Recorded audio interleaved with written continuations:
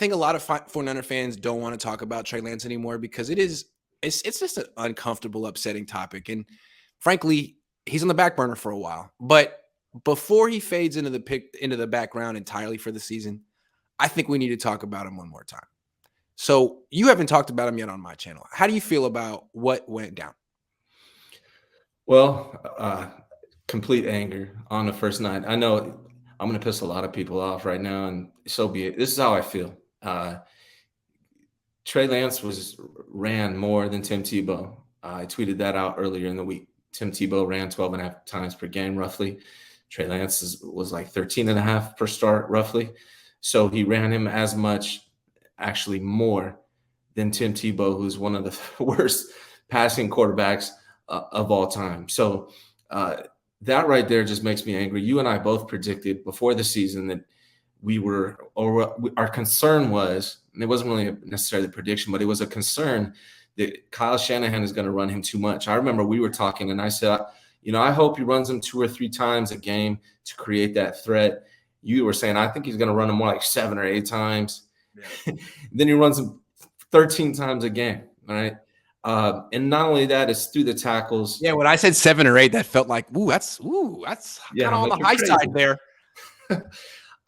So seeing what took place, knowing that we were both concerned about injury for Trey Lance, and then watching him continually to run him, particularly up the middle, which is something he's not even honestly really great at. I mean, he's an okay runner, but I mean, you have 3 other guys on the team, or 7 guys on the team that are better at it than him. Kyle used Trey Lance like he was Tim Tebow. Like if Tim Tebow was Kyle's quarterback, I'm sure he would call games exactly like he called them for Trey Lance, which is so disappointing. You traded all that for him and sat him a year so you could use him like Tim Tebow. Sorry, keep going. Yeah. So I was pissed off. I mean, you ran him, you got him hurt. It pisses me off. So there's 2 things there's multiple things that you got to consider. Is one, you have to ask yourself, did he use them correctly? If you think that he used Trey Lance to his strengths, then you need to ask yourself, did they waste 3 first-round draft picks trading for a guy that they're going to use like Tim Tebow? The other thing you need to ask yourself is, did they develop Trey Lance correctly? Should they have played him last year and got him reps so he could be more prepared for this year? There's so many questions. It just makes it look like there's a mistake that was made here by Kyle Shanahan, whether it was drafting Trey Lance in the first place or whether it's the way you used him. Either way, now he's hurt. We have another year to wait to find out who he is. We still don't know who he is. So I was just pissed about the whole entire thing. What I think is most discouraging is that I think it's obvious that Trey never had a chance. And what I mean is the locker room rejected him. And they didn't reject him. They rejected Kyle, saying they needed a new quarterback. They didn't think they needed a new quarterback. They loved Jimmy. And frankly, if you had to ask, who does the locker room love more, Jimmy or Kyle? I think it's pretty clear they love Jimmy. So I think they felt that whole thing was wrong. I don't think they like Kyle as much as they did before because of all that's happened the last 2 years. I'm just guessing. I mean, I think they're looking at him as like, dude, you were trying to you act like you were our friend. Look what you did to Jimmy. Jimmy's one of us. Mm-hmm. Look what you did to him.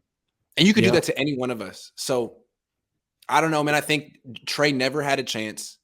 The locker room never wanted a new quarterback unless his name was Stafford or Rodgers or, something like that. And even then, who knows how that would have went. I think Kyle he wants to act like a dictator. Like every decision his guys are going to back. And they frankly haven't the last couple of years. Well, when I look back at it, I mean,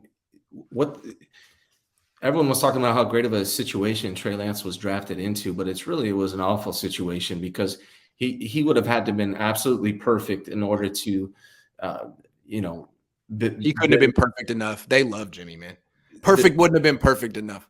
So you either need to double down and just say, hey, we still believe in Jimmy and keep Jimmy and quit the BS and save your 3 draft picks, draft people to go around him, or you need to land a veteran, a Matt Stafford or somebody like that. But asking a rookie, particularly Trey Lance, who is inexperienced and raw, to come in here and be the guy, it's wild, man. I think it was and when I say that, understand that I believe in Trey Lance. I think He has a ton of potential, and I think he will be good one day. Whether or not that's with the 49ers or not, I'm not sure. But I don't necessarily know that he was the right choice, that trading 3 first-round draft picks was the right decision if you're just going to run the guy like Tim Tebow and get him hurt. I mean, running backs on average, their careers are 2.5 years.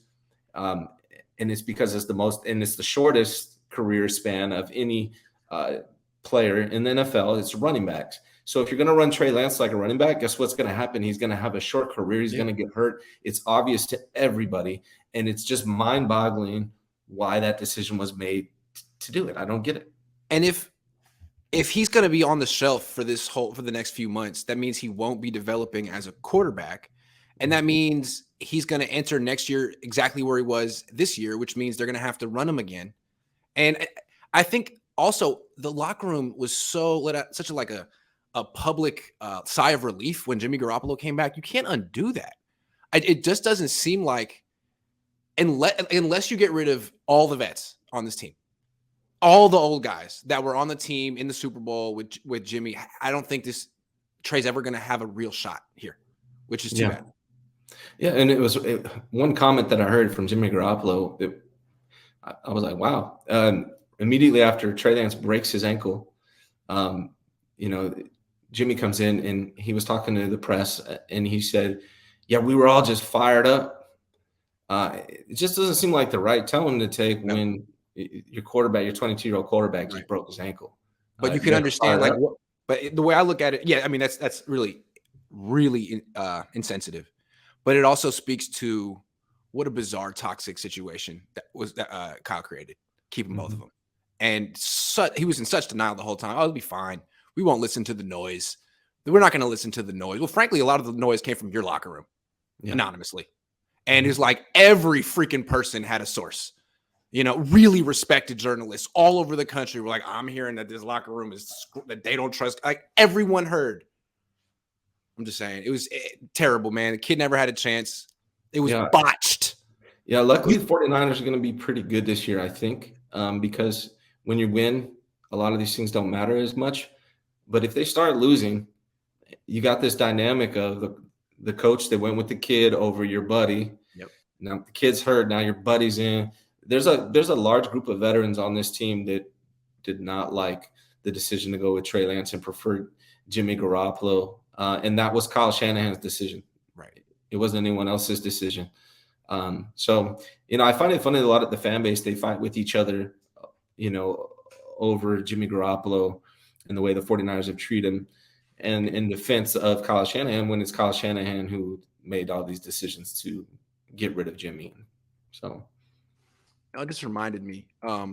So Jimmy's probably going to win out. If he plays well, he'll probably be back. And Trey's never going to be accepted by this locker room. Reminds me of Steve Young. He was in Tampa. And did he get drafted? When did he get to Tampa? Hold on, I just want to check. When he got to Tampa. I'm sorry, I'm ruining the show. Hold on. He got to Tampa in 1985. Was there in 1986. Then they bring in Vinny Testaverde, and they go with Vinny Testaverde. It just feels like the Niners had the choice of Steve Young or Vinny Testaverde, and they're just all in with Vinny Testaverde. Like the whole locker room is like, no, this guy, he's going to take too much time. We love Vinny. He's a great guy. He's just so down to earth, and he's good enough. Like, come on, man. Like, nothing against Vinny Testaverde. He played for a long time, but not going to win a Super Bowl with Vinny Testaverde. Yeah, I think the outcome of the season is going to greatly affect what takes place next year. I mean, that's probably an obvious statement, but you got Jimmy Garoppolo and a group of veterans that are all in on Jimmy, and then you got Trey Lance and the younger guys. Yeah. So if they don't find success, it's going to be interesting to see what happens with Jimmy, what happens with Trey, and what happens to those veterans that are all in on Jimmy and aren't buying in on Trey. This is a lot like the Warriors situation. You got the older guard and you got the young, like the guys who were 10 years younger in Kuminga and Wiseman. The difference is the older guard on the Warriors are champions. The older guys on the Niners haven't proven that. And there's a reason they're bringing in a youth movement, because they're 0 for 4, 0 for 3. They've tried and failed. So the burden's on them, and they kind of carry themselves like they're champions, like they're the Warriors, when frankly, there's no Steph Curry. There's no Steph Curry in this locker room. You got Jimmy. You got Vinny. Yeah. Vinny Testaverde. Jimmy Testaverde.